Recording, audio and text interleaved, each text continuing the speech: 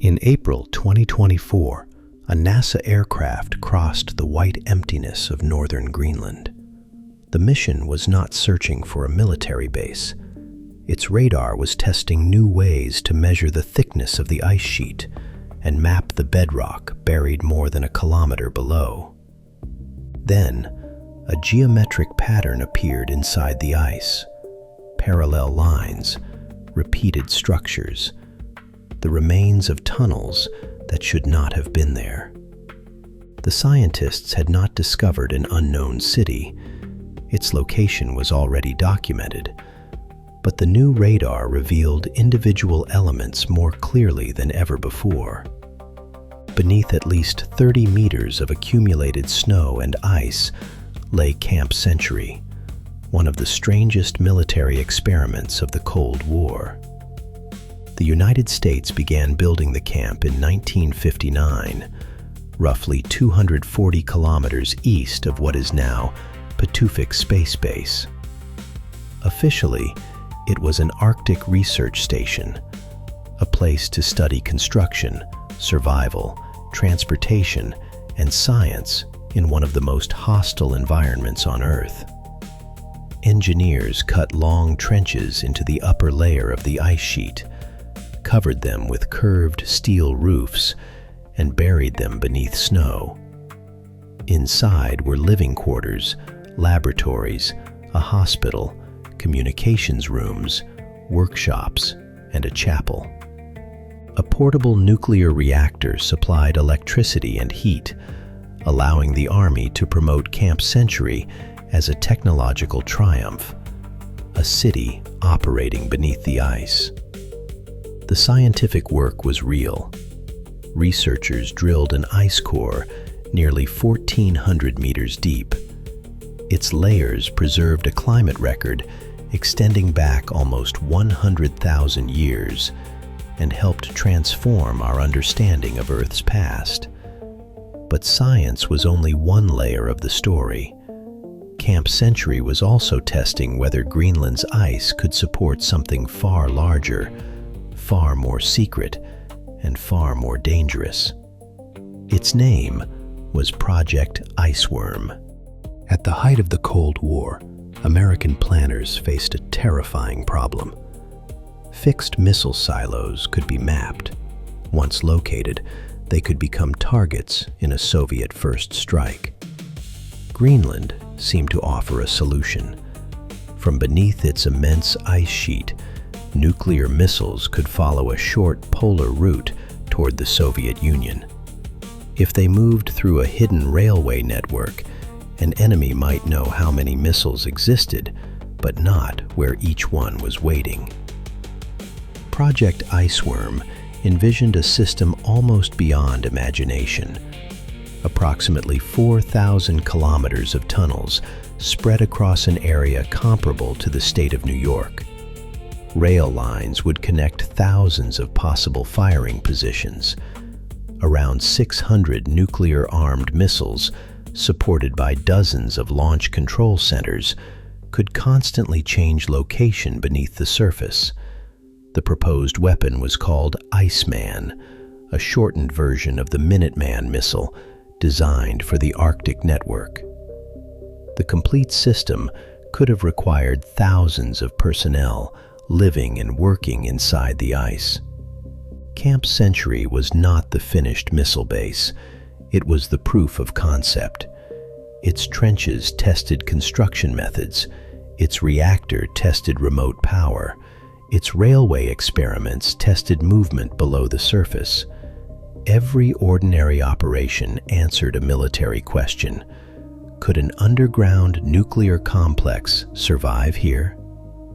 The plan carried a political danger as serious as its technical risks. Greenland was part of the Kingdom of Denmark, whose public policy opposed nuclear weapons on Danish territory during peacetime. The full scale of Iceworm was not openly presented to the Greenlandic population, and the history of what Danish leaders knew or quietly accepted remains politically sensitive. Nothing about a network of 600 missiles could remain invisible forever. Yet secrecy did not have to last forever. It only had to last long enough to make the Soviet Union uncertain. On paper, the moving ice protected the missiles.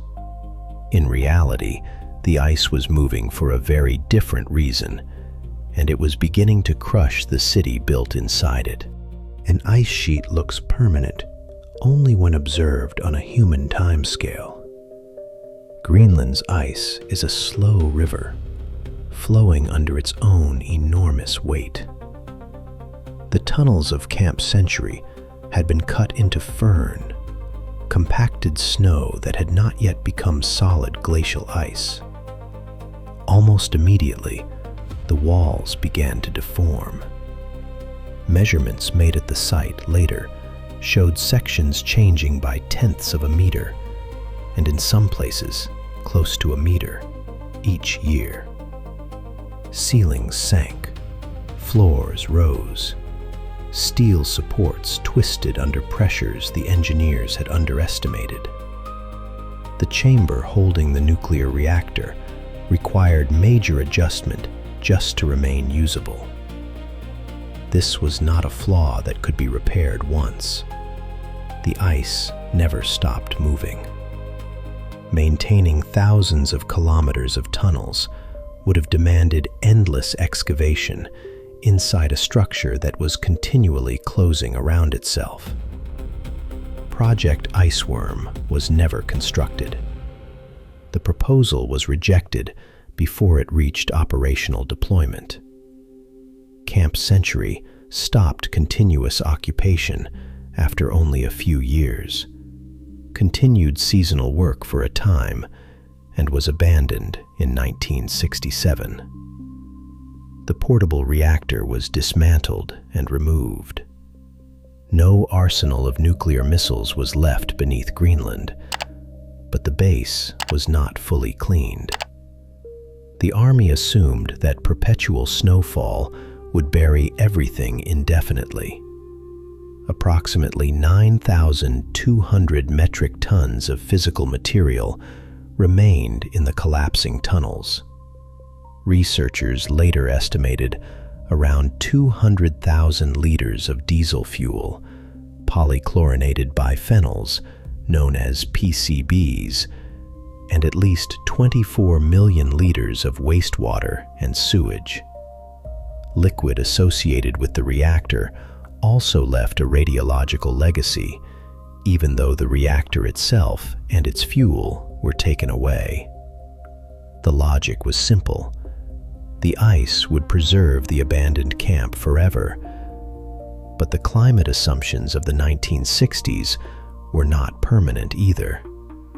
Decades later, scientists began asking whether future melting could eventually reach the debris field and carry contamination into the surrounding environment. The secret military plan had failed because the ice moved too much. Its abandoned remains might become a problem because the ice could melt too much. The most dramatic version of this story says Camp Century is about to emerge from the ice. Current evidence is more complicated. A 2016 study found that, under a high emissions scenario, the area could eventually shift from gaining snow to losing more ice than it receives. If that happens, meltwater could one day remobilize buried chemical, biological, and radiological waste. Under stronger climate mitigation, however, net accumulation could continue beyond the end of this century. Denmark established a long-term monitoring program in response. Radar surveys mapped the debris field. Instruments measured snowfall, temperature, ice movement, and the depth reached by seasonal meltwater. Recent observations indicate that the abandoned structures remain deeply buried and that surface meltwater has not reached the base. There is no evidence of an immediate radioactive disaster rising through the snow. The danger is a long-term possibility, not a catastrophe happening today. That is why NASA's radar image matters. It did not reveal a newly discovered conspiracy. It demonstrated that the geometry of the Cold War is still preserved inside Greenland, visible to instruments even as the tunnels collapse and the surface continues to change. Camp Century now occupies 3 different histories at once. It was a genuine scientific station whose ice core opened a window into Earth's ancient climate. It was an engineering experiment that exposed the limits of building against a moving ice sheet. And it was the doorway to a secret plan that could have turned Greenland into one of the largest nuclear launch complexes ever imagined. Today, the Arctic is again becoming central to military strategy, space surveillance, shipping, resources, and political power. Greenland is no longer treated as an empty white space on a map. It is a homeland, a strategic territory, and one of the most important indicators of a changing planet. Project Iceworm was designed to hide weapons from history. Instead, it left a different warning beneath the ice. Governments can classify their plans.